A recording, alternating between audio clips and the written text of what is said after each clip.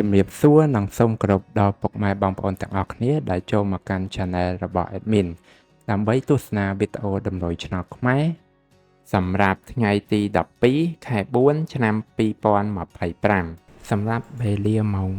1ម៉ោង3និងម៉ោង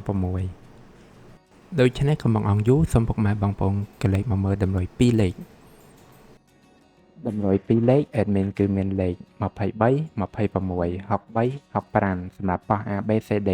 បន្តមកគឺខ្ទង់ O ខ្ទង់ O Admin គឺ O នៅខ្ទង់20និងខ្ទង់60សម្រាប់ប៉ោះ A B C D ដូចគ្នាបន្តមកគឺលេខពិសេសAdmin គឺមានលេខ53គុណ421គុណនិង234គុណដែលលេខទាំងអស់នេះសុទ្ធសឹងតែជាលេខដែលមានសង្ឃឹមថានឹងចេញខ្ពស់សម្រាប់ថ្ងៃនេះ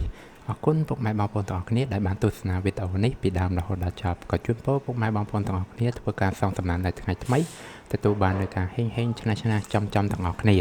ជាចុងក្រោយ Admin សូមពុកម៉ែបងប្អូនជួយ Like Subscribe និង Share ដើម្បីជាកម្លាំងចិត្តដល់ Admin ផងនិងដើម្បីពុកម៉ែបងប្អូនទាំងអស់គ្នាទទួលបាននូវវីដេអូថ្មីបានឆាប់រហ័សផងដែរដូច្នេះ Admin សូមជម្រាបលានិងជួបគ្នានៅវីដេអូក្រោយ